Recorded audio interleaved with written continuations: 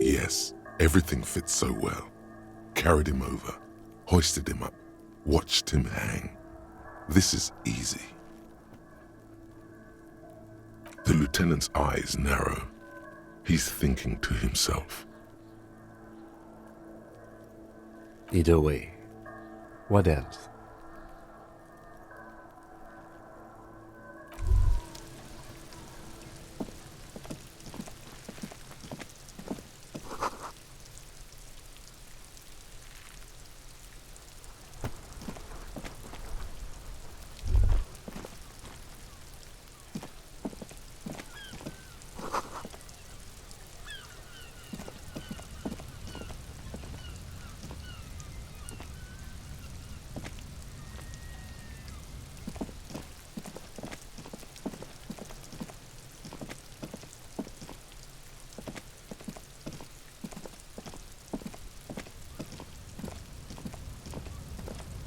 An inconspicuous pile of the roofing material, Eternite.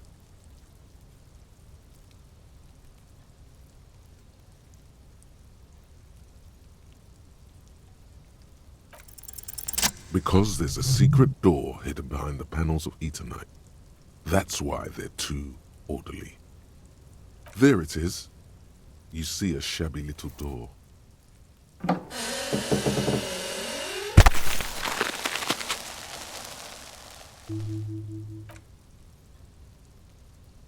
What is this then? A tool shed? Let's investigate.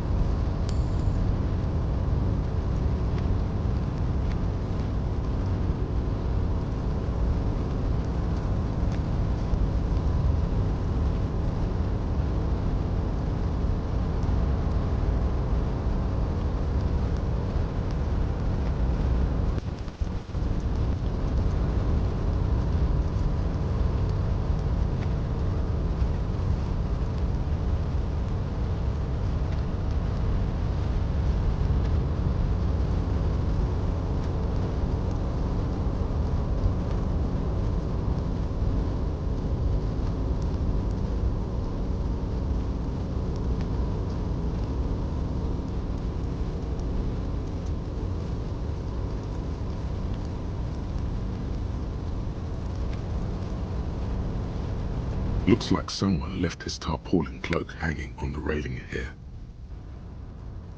When the wind ruffles the cloak, you can most definitely see a white rectangle on its back.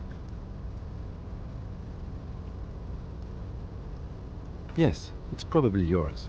It bears the RCM insignia, and you have a habit of being careless with your equipment. You could probably make the jump. You look like you've done some track and field in your day.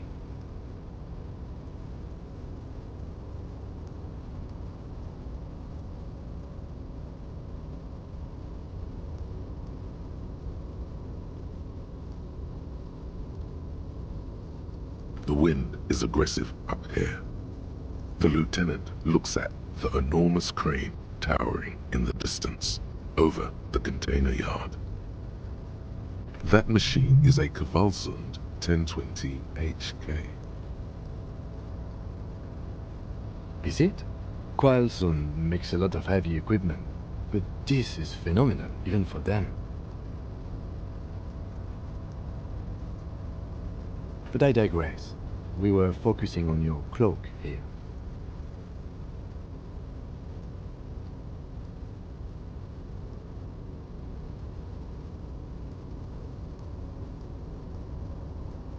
The cloak? I do think it's yours, yes. As to whether you should go for it? Well, it doesn't seem too dangerous. 2-meter stops. Whenever you're ready to do it, I'll be right behind you. The cloak looks like a bag of goodies floating in the wind. Who knows what its pockets may hide?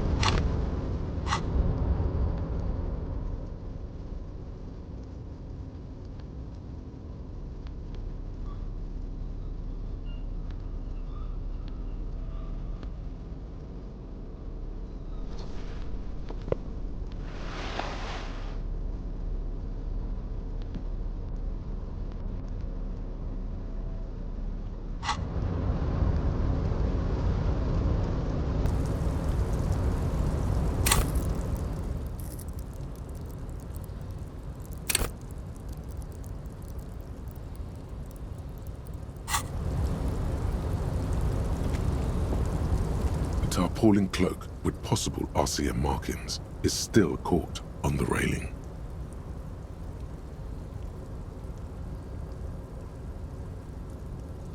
The wind is aggressive up here. The lieutenant looks at the enormous crane towering. That machine is a Kvalsund 1020 HK. His eyes trace the crane's contour, as if trying to memorize its majestic shape. Then he notices your gaze. Yes. We were in the middle of something. Your cloak.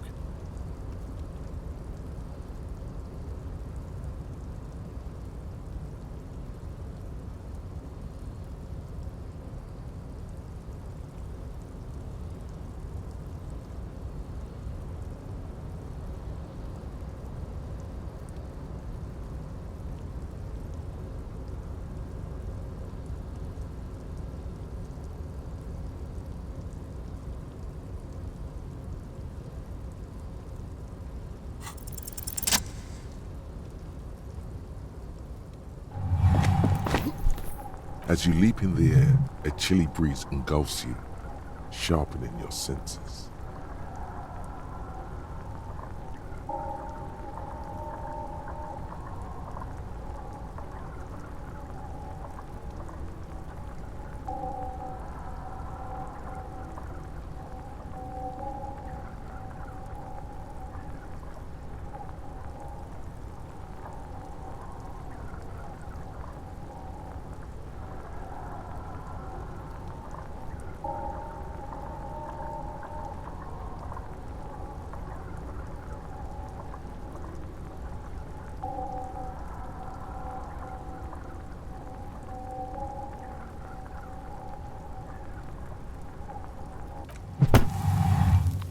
As the concrete floor welcomes you, you realize it's been a while since you felt so alive, alert, capable.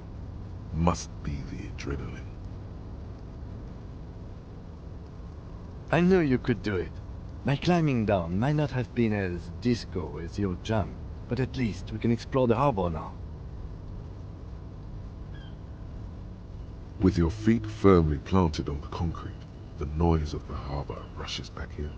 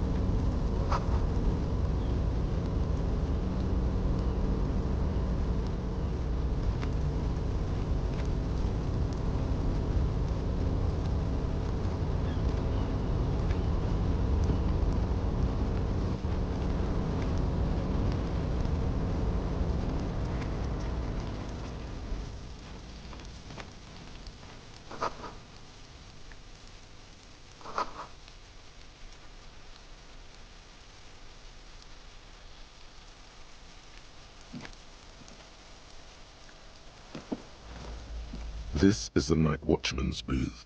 The name on the door reads, René Arnaud. Listen, it's okay to take a few minutes to yourself. Sit down and have a breather.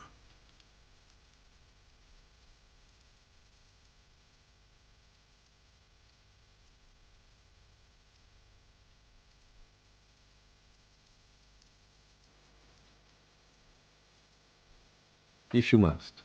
But please hurry. We are pretty easy to spot up here. Nothing incriminating catches your eye. The cabinets are clean and their sparse contents meticulously organized. There's a framed photograph on the table. It's a black and white photo of a young couple out in a street fair. The man is young, dark-skinned, and dressed in a Royal Carabinieri uniform. The girl is smiling playfully. Why did you take that?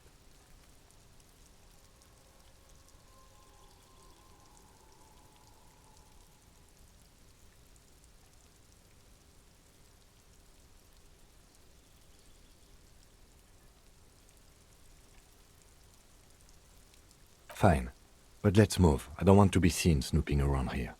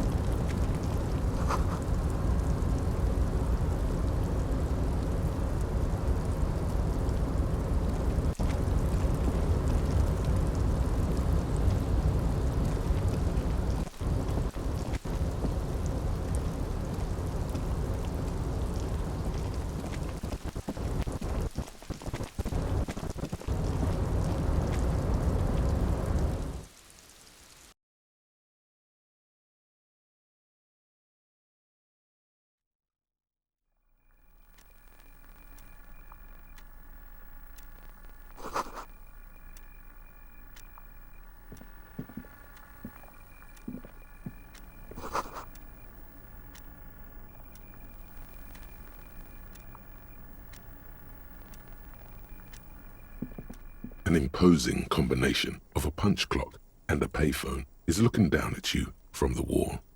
A note on the side says, "Tokens unavailable due to strike. Use change."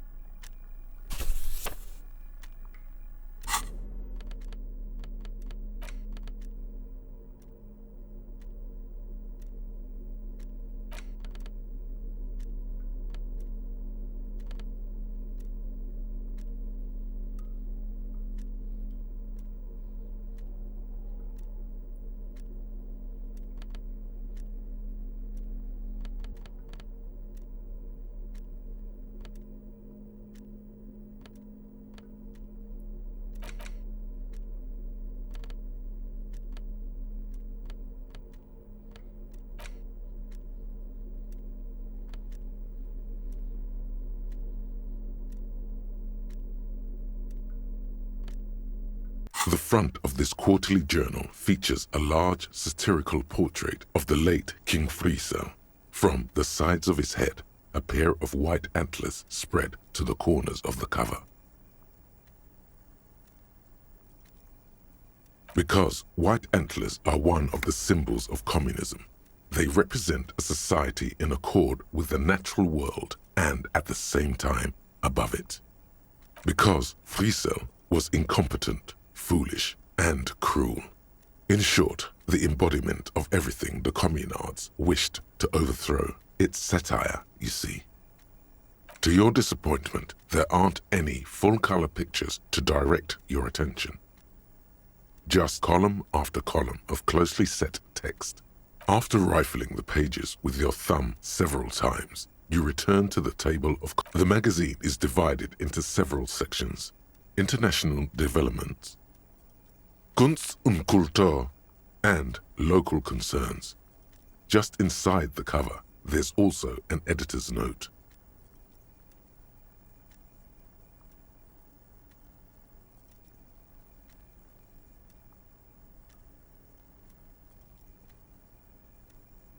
This section includes a long, tedious critique of the latest round of free trade negotiations between the EPIS nations and the Free State of Semenine. You also skip over an article about heavy fuel oil smuggling along the Messina border, something about bear wrestling in Samara, book riots in Yugograd. Whoa, whoa, whoa. Bear wrestling. Flip back to that. It seems to be part of a new public fitness initiative in the People's Republic of Samara, SRV, devised and promoted by none other than President Kanajinsky himself. According to this extremely credulous account, Uncle Sport, as he's affectionately known to his people, has recently decreed bear wrestling the national sport of the SRV. Based on the description in this article, he appears to be an extremely competent Sapormat. Sport Kanajinsky is well into his third decade as president of the SRV.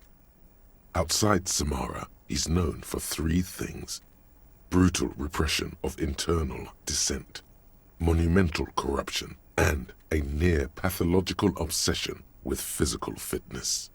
It's quite straightforward. A standard match features one man, or in some cases woman, against one bear. Two competitors, one ring, 5 rounds, or until incapacitation. According to the SRV's Ministry of Information, the program has been a tremendous success.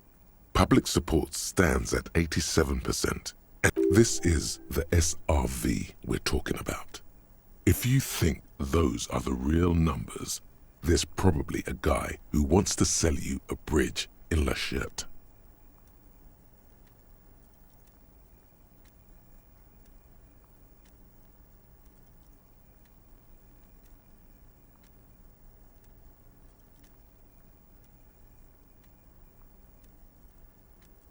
What are you, a statistician? Did the moral intern send you on a fact-finding mission? This is the SRV party line, comrade.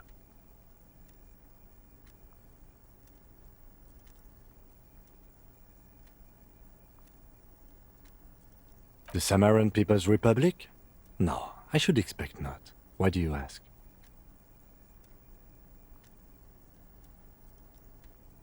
They're quite the spectacle, as I understand. I've heard they make the people in the front rows wear plastic sheets. On account of the blood, you see. You flip back to the front of the magazine. The table of contents unfolds before you. Comrade, as you know, this journal takes its name from Mazov's immortal expression, Du cristal à la fumée. This was his way of describing the way the rigid, crystalline structures of capitalist ideology turned to smoke under communism. But, like the structures of capitalist ideology, we too are at risk of going à la fumée, unlike many publications which are content to spoon-feed their readers reassuring drivel. La Fumée is committed to telling the radical truth. Only 4 issues in, and it sounds like they've already alienated their readership. So please, if you value our radical Mazovian perspective on contemporary politics, culture, and international affairs, please consider subscribing today. Yours in struggle, the editors.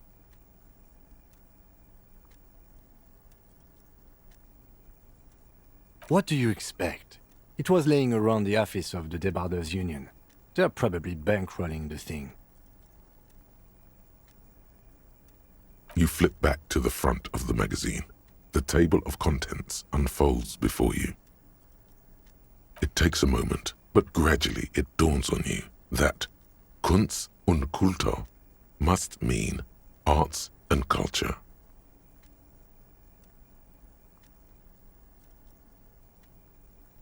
Why they decided to title this one section In Volda is beyond you. As you leaf through this section, you come across several reviews of recent radio plays, as well as a brief artist spotlight featuring a local artist identified only as. The main feature, though, is a long essay titled Tip Top Tournée. The Tip Top Tournée is an inter-isolari racing series, mostly known for its high speeds, ludicrous sponsorship deals, and high death toll. In Revachol, it's held quadrennially on the prestigious Zero Carousel racing. This so-called artist spotlight is really just a brief Q&A, made all the briefer by the subject's evident hostility to her interviewer. You think you're settling in for a relaxing recap of the most recent season, maybe sprinkled with. Instead, you find yourself skimming a 10,000-word feature about all the politically problematic aspects. Where to even start? For one, there's the crass commercialism of its sponsorships, and then there's the practically criminal. So, all of it, basically.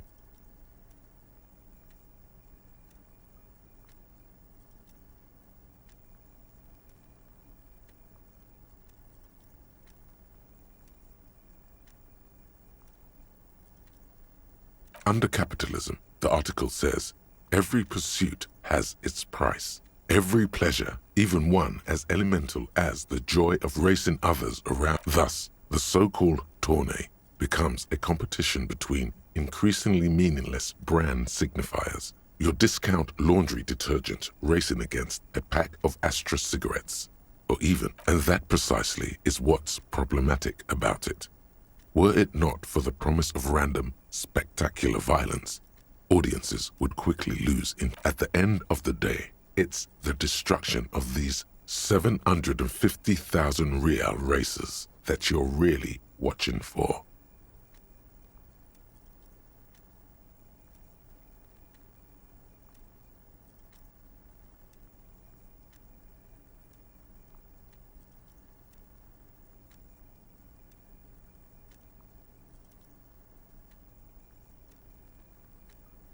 You see, one cannot avoid the conclusion that Tip Top Tourney is simply the apotheosis of spectacular entertainment under capitalism.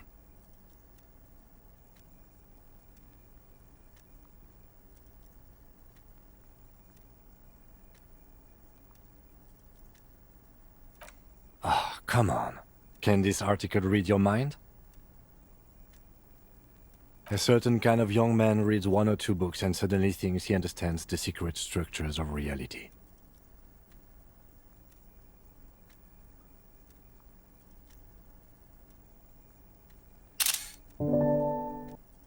If I had to wager, I'd say they've never even seen the inside of a motor, much less a motor race. I take whatever they write with a large grain of salt.